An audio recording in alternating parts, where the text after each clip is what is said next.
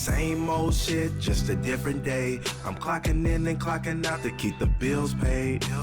At this 9 to 5 temporarily. If you not trying to live your dream, we are not the same.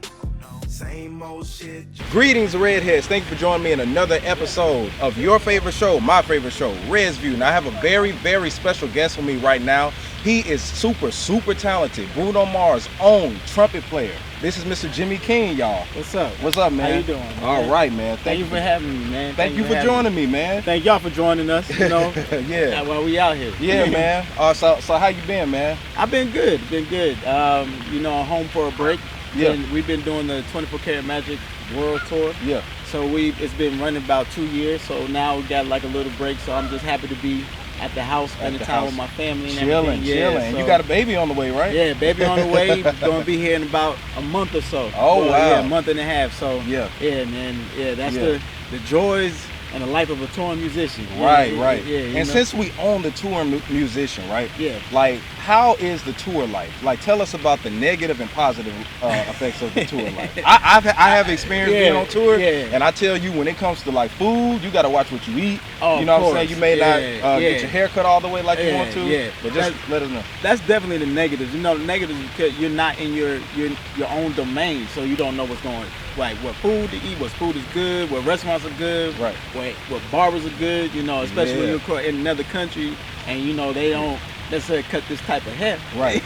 and you like try to walk to a barber shop, they're like, I really don't know if I want to, right? You know what I'm saying? So I may wait it out another 2 months so I can get home. But it's like that's like the quasi negatives. But you know, like the thing, you're away from your family, away from your people, your friends, and what you would normally call regular life. Right. You know, waking up, getting in your own car, right, going to a job, it's not the same thing. You know, but the positives are you get to see the world, and not necessarily that you get to necessarily hang out in all the places that you go, but you get to see and experience different cultures, different people. Yeah. And it puts life in a different perspective. And so that's definitely like the major pros of touring, I would say, Plus the money too, right? Hey, you know, I mean, gotta have that. You gotta have that. You know, you gotta make a living. You gotta make a living. We gotta eat out here. Definitely. And I've seen your performances with Bruno Mars. Yeah, they've been talented, of course. Yeah, so how did you get your start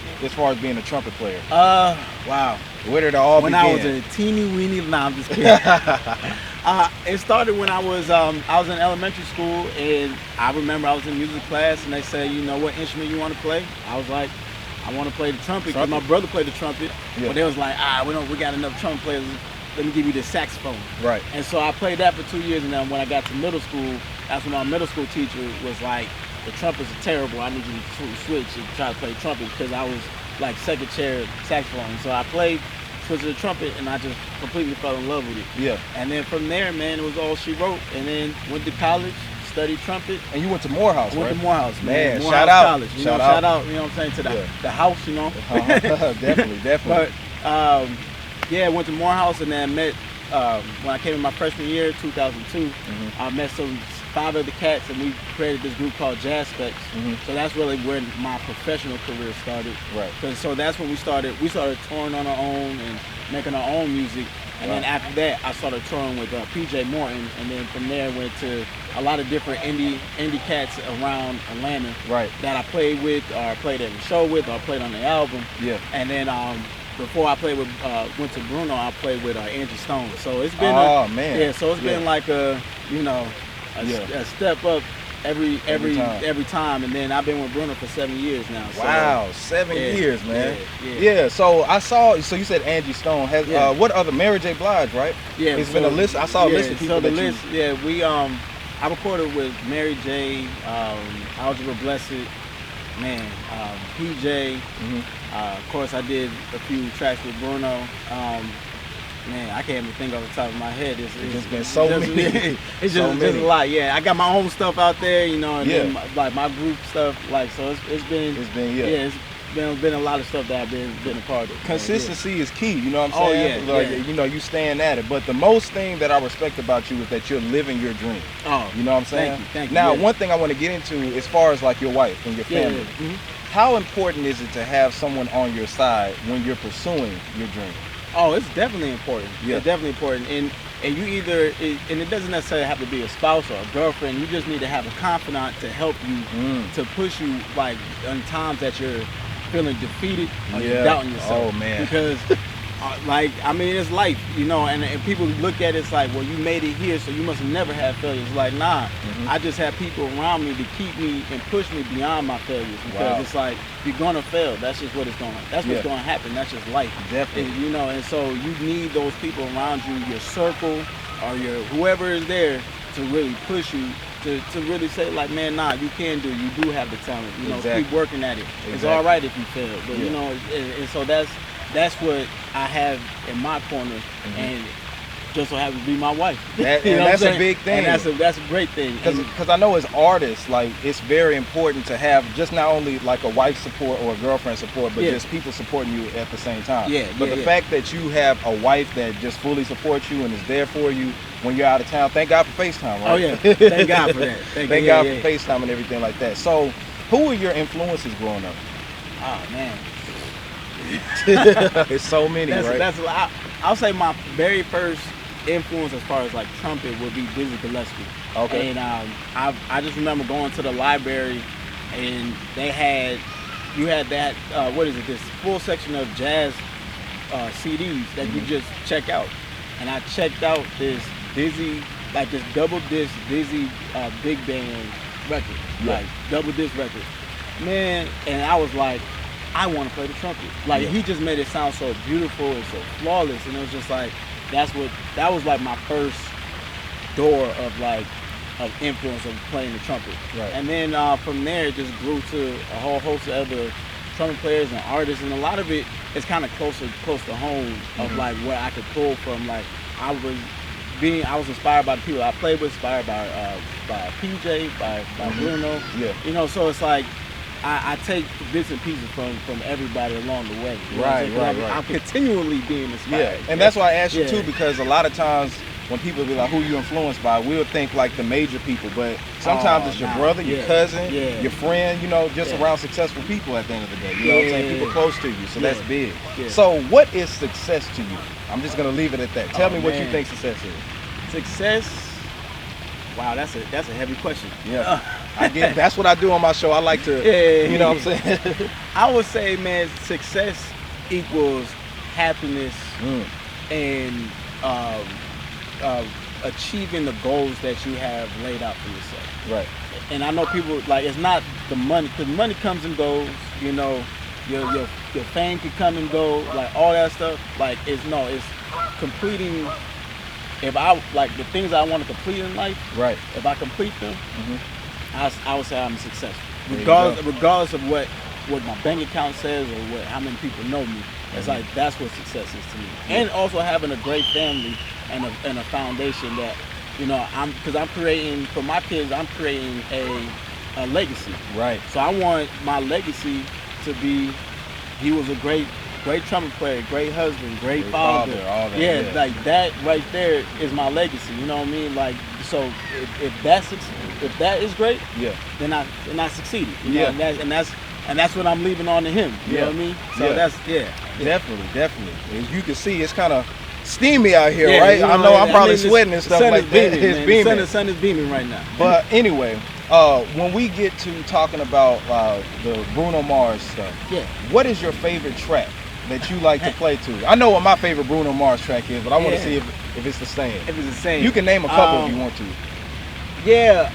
So I would say Chunky is one of them. That's one of my favorite parts of the show. Runaway is a favorite part of my Perm. Yeah. And those would be my top. Those would be my top three. Yeah. And that's what I like is always fun. Oh man, that's my favorite one. Like, I was jamming that thing coming on the way here, man. Like, it's real. Like, I love the elements in that song. And that's what I appreciate about Bruno Mars. Like, his music feels more like an experience rather than just like a R&B track. Yeah, you know what I'm saying? I It's feel you, so much yeah. soul, so much. You can hear the instruments. It reminds me of listening to Prince or Michael Jackson back in the day. Yeah. You know what I'm saying? But he has talented people with him, so I mean, man, that's I appreciate that. I appreciate you know. that. So Yeah. So when's the next tour? I know you're going on tour. Cardi B was supposed to go on tour with y'all, right? Yeah. But as y'all know, she had a baby. Yeah. And we Culture. So when you have a baby, you know, I know women, man, more power to you. Right. You know, I know it's hard as watching my wife when she has a baby. It's to try to get a person to come back so soon. I was like, but you know, I get it. But we go back out in September. Okay. And that tour is gonna run from September to the beginning of November. Oh wow. Yeah. So that's the last leg. Yeah. And then we're on a break. Yeah. But we do have, we're probably gonna have some shows in like probably some Vegas shows that we normally do. Yeah. Like in between, but like as far as the tour, it's from the end of the tour is September to November. Definitely. Are y'all touching in Atlanta? No, not man. this time. Not this time. Yeah. I know this. Everybody's been asking, man. Yeah. The closest we coming is Nashville. So you know, if y'all in the or the area, knock those 3 hours out and make sure you go to Nashville to check my man out. Yeah, come through. So what projects? I know you put out your own projects, right? What kind of projects do you have out there right now? Well, I have my EP out. I was working on my own clothing line as well, but continuing working on that. Okay. I work with the clothing line called Signature. They're a clothing line out of California. Right. Outside of that, you know, I just got old past records with my group Jazz Specs. You can spell it. It's spelled Jaspects. Right. We've done stuff with Janelle Monáe and things like that, and Shantae Can. And you know, I got I'm also working on my full-length album too. Okay. And I don't want to put a date on it. Yeah, I feel you. You know what I'm saying? I'm not trying. So, but that's something that has been in the works for some time. Yeah. I just need, you know, it's hard to really create on the road. Yeah. And to flesh stuff out. You know what I mean? Like mentally. So I'm just looking for that headspace when I come home to really just create and flow. Yeah. So that's going to be the next big thing for me. Yeah, definitely, man. So, how can people follow you? Like on your social media and all that stuff? Okay, on all platforms, you can follow me. It's ITSJIMMYKING. It's Jimmy King. Yeah. You know, so that's as easy as just follow me, check me out. You know, I'm not necessarily a heavy poster. But when I post something that y'all will like. I promise you some that. big stuff. Yeah, and you already know, make sure you subscribe to the official YouTube.com channel. That is youtube.com/WeAuthenticNetwork. And most importantly, hit that alert button so you can get all the notifications and everything. You never know who's going to pop up on R3Ds View. I know this is your favorite show. This is my favorite show. This is his favorite show now. Yep. You know what I'm saying? So anyway, that's J-Red. This is Jimmy King. Thank you for joining me again, man. You know where to find me at JAYR3D. And we are signing out. R3Ds View. Old shit, just a different day. I'm clocking in and clocking out to keep the bills paid. At this 9 to 5 temporarily. If you not trying to live your dream, we are not the same. Same old shit, just a different day. I'm clocking in and clocking out to keep the bills paid. At this 9 to 5 temporarily. If you not trying to live your dream, we are not the same. Oh no, we are not the same. We don't have the same thought patterns. I'm trying to fly up to the sky while you climb the ladder. I'm on a different path while you staying in your lane. Instead of buying a ticket, I'd rather be on stage. You rather follow procedures while I would take a chance.